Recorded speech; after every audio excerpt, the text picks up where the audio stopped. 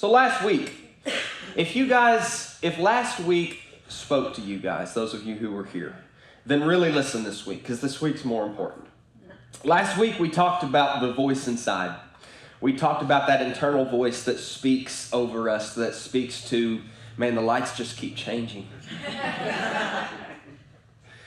That internal voice that speaks to who we are, what our worth is, what our value is, and says that you're not good enough, says that you need to do better and try to achieve value, to achieve worth, all those kinds of things. And I asked the question, I said, I shared with you guys what my voice tells me, and then I asked, what does your voice tell you? And then we ended with the question of, which voice will you listen to? The voice that speaks over you these lies that the enemy wants us to believe, or the voice of truth that, as we ended last week, tells us that different story. This week, in a similar vein, we're going to kind of build off of last week. This week, what I want to ask you guys is, what are you afraid of? This is a question that we all need to be asking ourselves in a very serious way. What are we afraid of? What is it that you fear? And I don't mean, I'm afraid of the dark or something. I mean, what is it that you truly fear?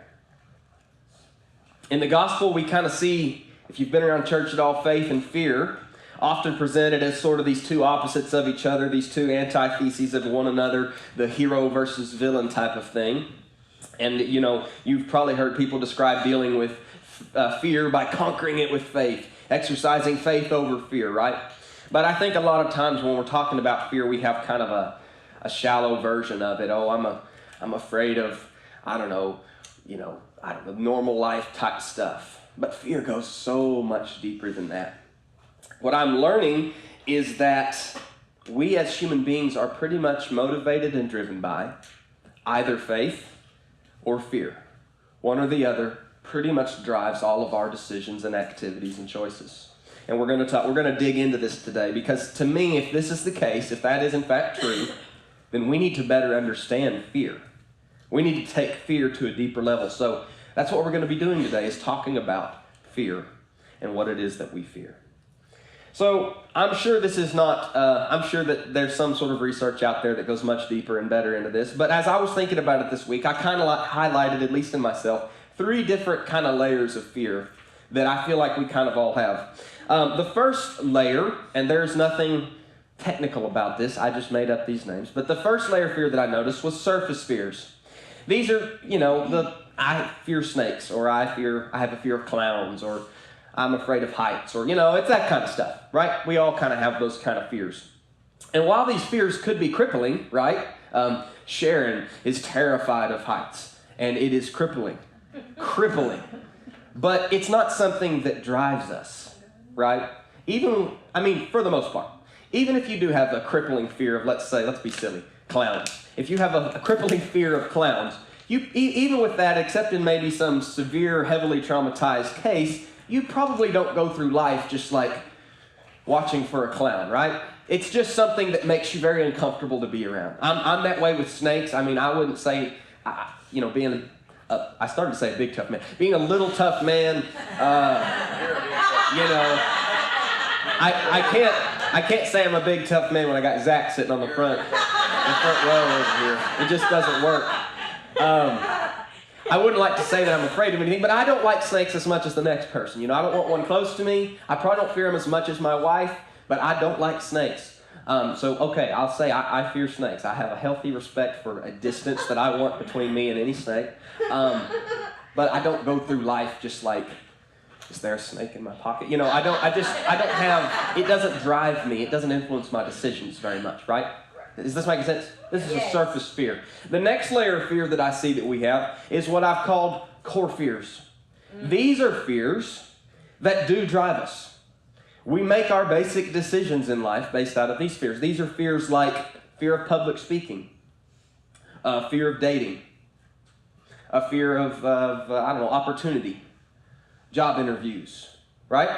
These are kind of core fears. They actually do. We engineer our lives to sort of avoid being put in situations that would bring us into contact with these core fears, right? We actually make our decisions based on that. If I fear public speaking, I'm going to craft my life and decisions around maintaining myself to be in the shadows, right? I'm not going to be center stage. Like, I'm actually going to make my life decisions based out of that fear. It's a core fear.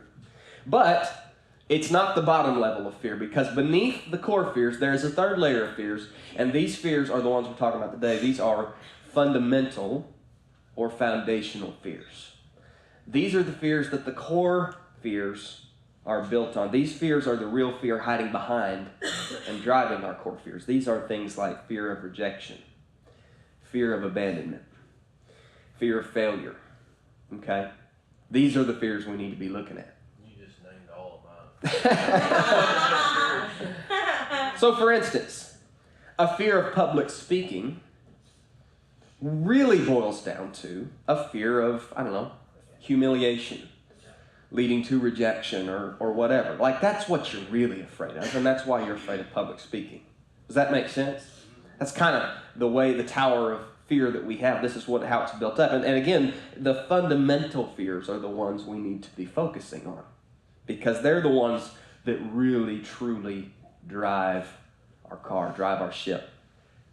Now, this level of fear, these fundamental fears, they can be condensed or boiled down to a generic, basic fear that we all share. Can anybody guess what that is?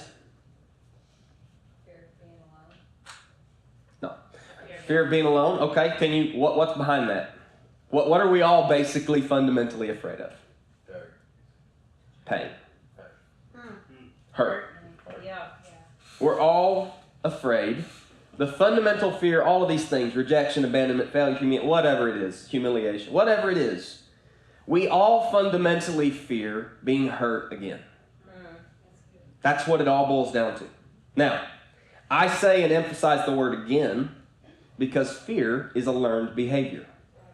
We're not born with fear.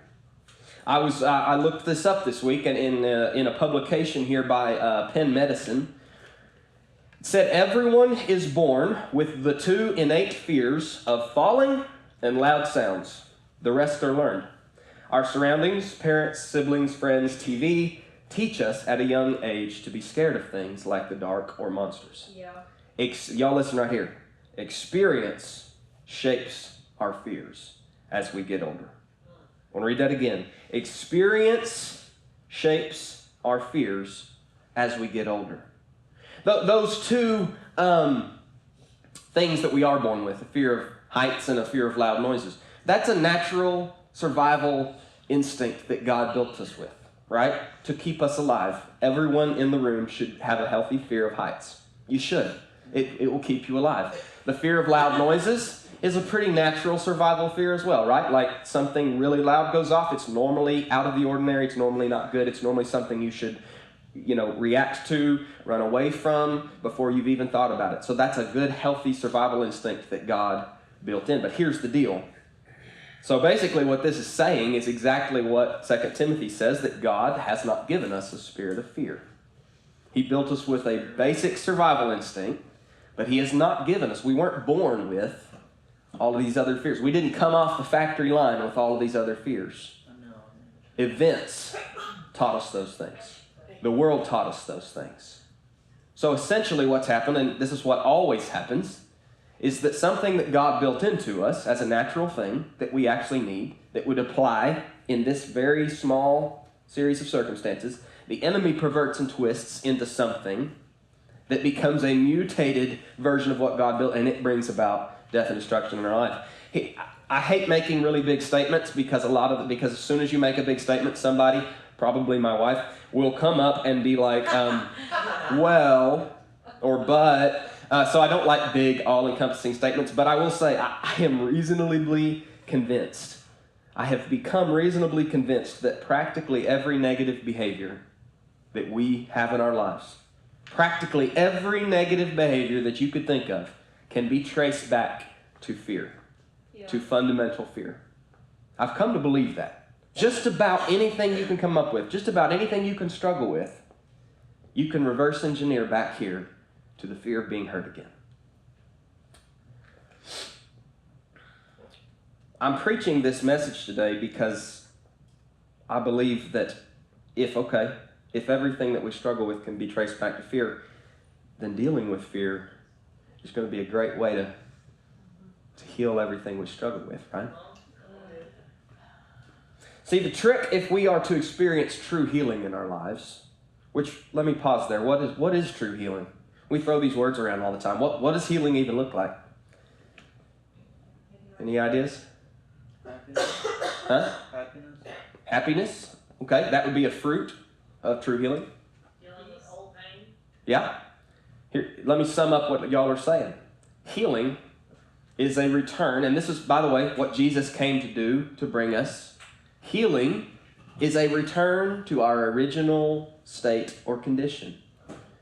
Those of you guys who were here when we first started the church and we did that series talking about the Garden of Eden and us being built and made in this Eden condition, this original manufactured state of being naked before God and one another without shame and all that kind of stuff.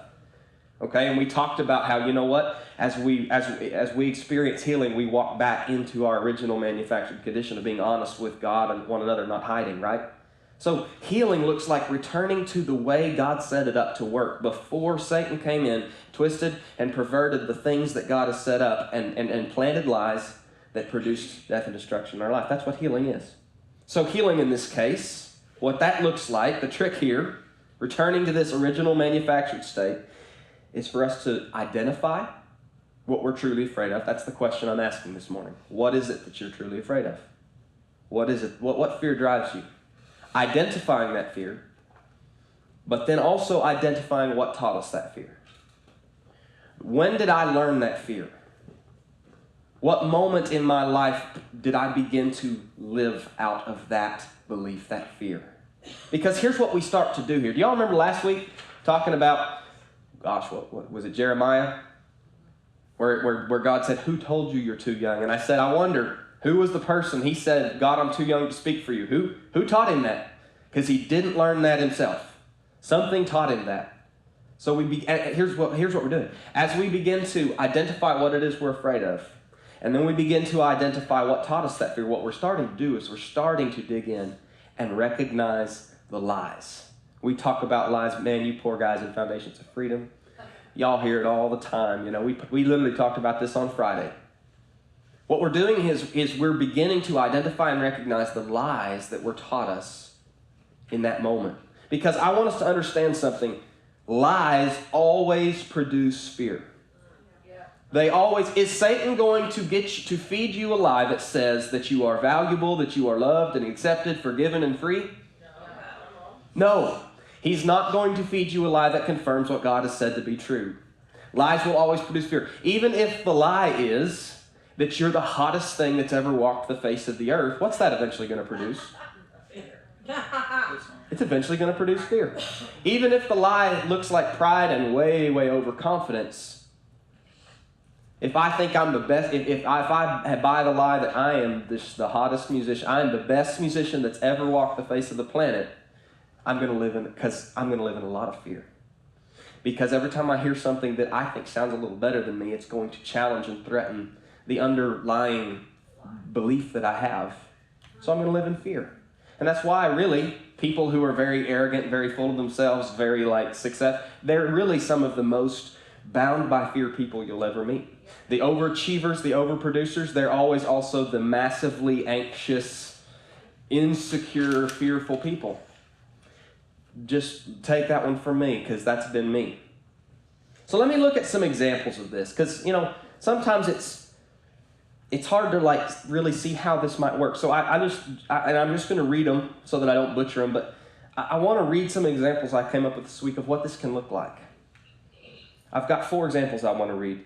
This one says, maybe you were taught shame by a parent or family member that thought they could get you to change your behavior by making you feel bad about yourself or embarrassed. Anybody experience that? So you learn to fear anyone seeing your flaws. Right? Yeah. And now, because of that, you try hard to be Mr. Perfect or Mrs. Perfect, and you hide anything that doesn't fit that act. Because that event taught you a fear that you now live out of. Y'all see that? That's been me. That's been my story. Maybe you could never measure up to expectations. Or maybe you lived in the shadow of an older sibling's accomplishments. Anybody had that happen? So, you learn to fear failure. Again, the fundamental fear.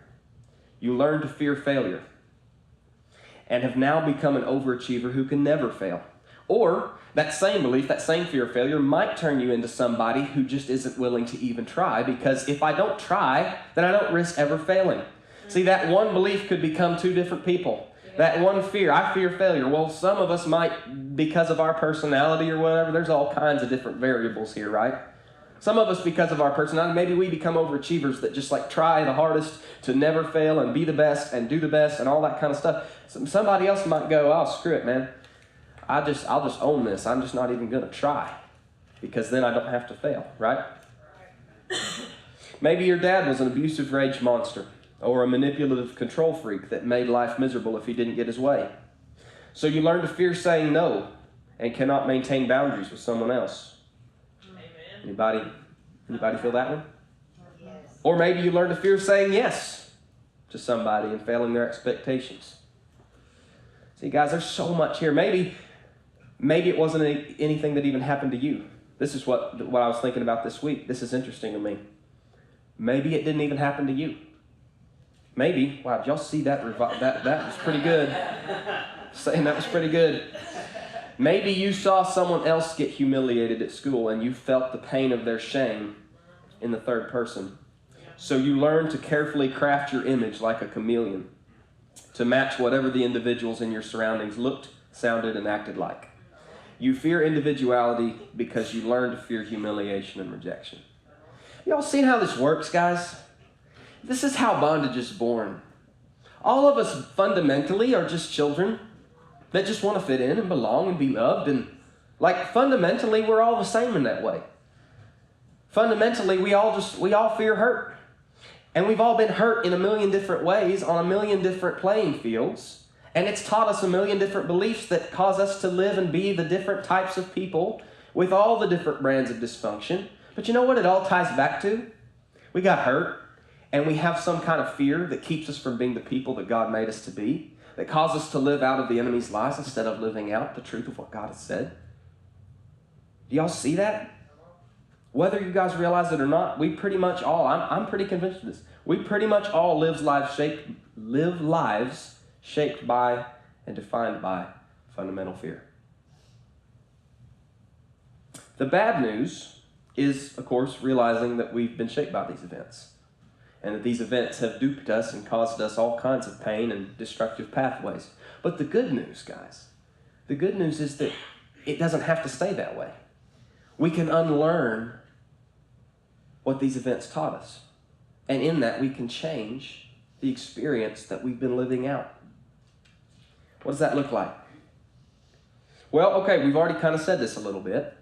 Identifying fear and its roots, like I said, identifying what I fear and what taught me that. That's helpful, you know? And counseling and all kinds of things will dig in and try to help you do that. And that's a really helpful thing. If you can kind of like blow the lid on the thing and go, oh, this is what I'm afraid, put a name to it. This is what I'm afraid of, and this is why I'm afraid of it. This is what taught me that. That's very helpful. That's very helpful. But, to take it a step farther, what is healing is choosing to recognize the basis of that fear as being a lie. Because you can go, this is what happened, this is what it taught me. And that is 100% true. And I'm going to continue to avoid ever trusting anyone again for that very reason, right? So just seeing it and seeing where it came from does not inherently lead us to freedom. What leads us to freedom is going, that was not true. That is not true. That is not what God has said. That's what leads to healing. And you know what that's called? That's called walking by faith. I'm bringing this back together, this whole faith over fear thing, this whole faith being the opposite of fear. I mean, we say it all the time and we don't really understand it, I don't think. I certainly have never really understood quite exactly what that looks like. This is what it looks like. Because you know what? Faith, let me put it this way. Walking by faith, to walk by faith is to identify the lies taught us by those key events and replace them with a new belief, y'all listen to this, that we have not yet learned by personal experience. Okay? This is what Hebrews 11:1 is saying. Faith, anytime you hear faith talked about, faith and fear, you're going to hear Hebrews 11:1. So I had to throw it in. Faith is the substance of things hoped for, the evidence of things not seen. So I want you to understand something. When we're operating out of fear, you know what you're doing? Very simple. You're operating out of personal experience. What you've tangibly experienced. I mean, it makes a lot of sense. It's not this big scary thing. Like, it's just you're operating out of personal experience. What you've walked through. To walk by faith, though, looks like, as we begin to do what I'm describing and challenge that fear, to walk by faith is to begin to live out of something that we theoretically know that we have not yet experienced to be true tangibly. Because, you know what? This is what 1 John's talking about. Let's jump over to 1 John. Chapter 4, verse 16. This is what he's talking about. He says, God is love, and all who live in love live in God, and God lives in them. Talk about word salad. Now, skip down to verse 18. It says, such love has no fear, because perfect love expels all fear. If we are afraid, it is for fear of punishment, or let me say it this way, it's for fear of pain and hurt. And this shows we have not fully experienced His perfect love. See, God's system of love is meant to replace the enemy's system of fear that we have experientially lived out, that we have experienced to be true. God's system of love says, you're valuable. You're loved. You're accepted. You're chosen. But experience hasn't taught you that, has it? No, experience hasn't taught any of us that. Is there a single person in this room that experience has taught you are loved, you are chosen, you are one hand? No. No one on earth would raise their hand and say that experience has taught me that I am valuable and loved and chosen. No. Why do you think that is? Because we live in a world that's under the control of somebody who teaches us fear. And here's what experience has taught you. Y'all listen, this is something that hit me last night that I think is just, for me, this is huge. Satan does not primarily trap us in bondage by telling us that we aren't worth anything. Not that he doesn't accuse us, not that he doesn't run us down, but Satan's biggest trick of getting us into bondage is not telling us that we're not worth anything. He traps us in bondage by telling us that we can be.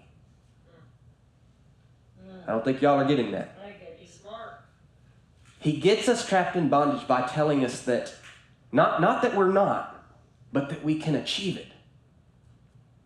That's where he gets us. Because of course he whispers the lie. He does it to all of us. He hits us with the insecurity, the fear that you're not worth anything and no one will ever love you and all this kind of stuff. But see, the hook of his lie is, but you can be if you do X, Y, or Z.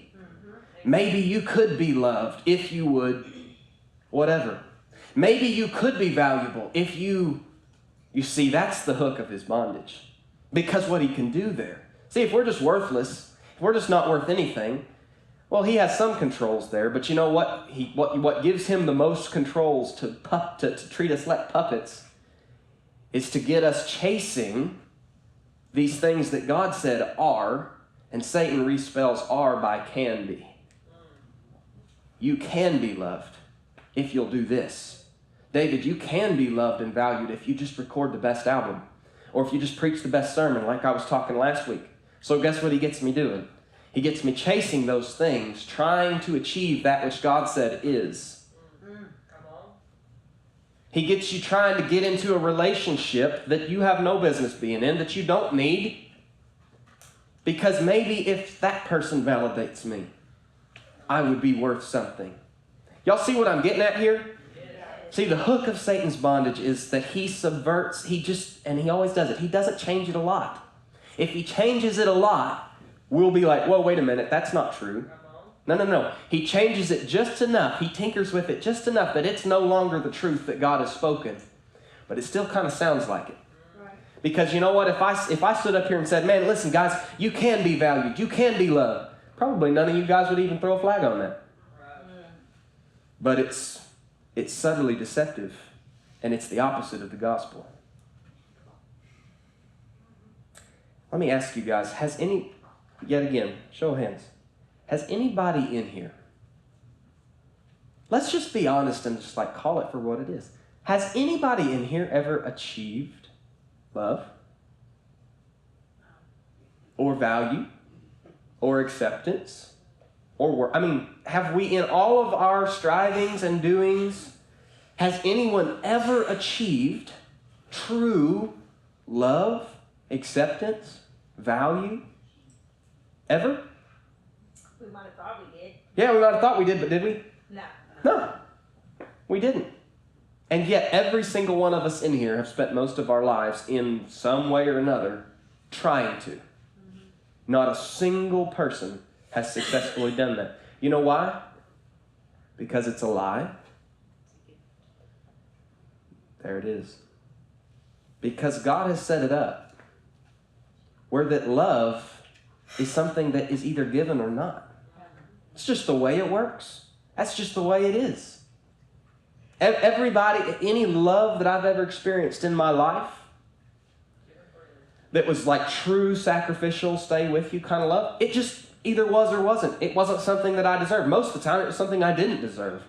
Most of the time, it was something like my wife sticking it out with me even though I don't deserve it. Like most of the time, it's that kind of thing, right? It just either was or it wasn't. That's the way love is. That's the way worth is. That's the way value is. And we got all these lies in our mindset taught us by fear that says differently. And because of that, we all live in bondage. And all of us, Satan has a certain amount of control over because we don't realize it, but we're actually living out his system instead of God's system. God made love something that could only be given. And you know, there's that weird verse in the New Testament, and I'm going to butcher it, but where Paul says, in Christ, it's yes. In Christ, it's all yes. And that's the good news of this, is that God has said it is.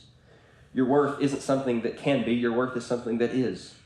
My love for you, the love that you can have with one another isn't something that can be. It's just something that is or isn't. Your acceptance, you name it. Go on down the list. It is. It's not something that can be. But fear keeps us chasing after it. In closing here, guys, I could go on and on. In closing, I ask again, what are you afraid of? We're all, and this might be just a little bit of a breakthrough for some of us little tough guys. This might be something of a breakthrough, especially for guys. You know, we struggle with that one the most. But seriously, what are you afraid of? And you know what, guys? I'll tell you this. The older we get, the more it's almost just like, man, I'm a grandpa. I'm not afraid of it. What are you afraid of? What deep inside? I know you're not afraid of losing your job because you've lived enough life to figure out it ain't matter. I'm gonna make it. It's gonna be okay. I know you're not afraid of whatever. You might not even be afraid of death. Whatever. But you're afraid of something deep inside. What is it that you're afraid of? Rejection, humiliation, abandonment. I don't know. Not amounting to anything. What is it that you're afraid of? This is a question I want each of you to start asking yourselves. And start investigating and asking the Holy Spirit to lead you into truth of, man, not only what is it, but where did it come from? Show me the lie that I believe in it. Because I'm going to tell you guys, I truly believe this. I'm experiencing this in my own life as I'm doing my own recovery work, as I'm in my Pure Desire groups. God's helping me see just how afraid I really am. And just how much bondage is built. Just how much of the person that I am, good or bad, is built on the fear that I have. At the foundation of your fear, guys, is a change and a freedom in life that you really can't, that I don't think any of us can imagine. Truly being the person God made us to be. You know what? You'll never have a vehicle that drives like it does the day it came off the production line. Right. But you know what? As we address our fear, As we as a body of people begin to do this together, being honest with one another. You know what? Just like we're doing in the freedom groups, being honest. You know what? Man, I'm afraid of this and I'm not sure where that came from, but you know what? And when we start getting in that kind of process and we start being vulnerable and honest, we start digging in, we start seeking it. As we deal with that, God can take us back to that off the lot condition where we become free of that which holds us back. Free of those chains that bind us, that slow us down. Become the people that God has made us to be in this generation. So I can't encourage you to do this enough, to seek it like hidden treasure, to search for it like buried gold, because that's legitimately what it is.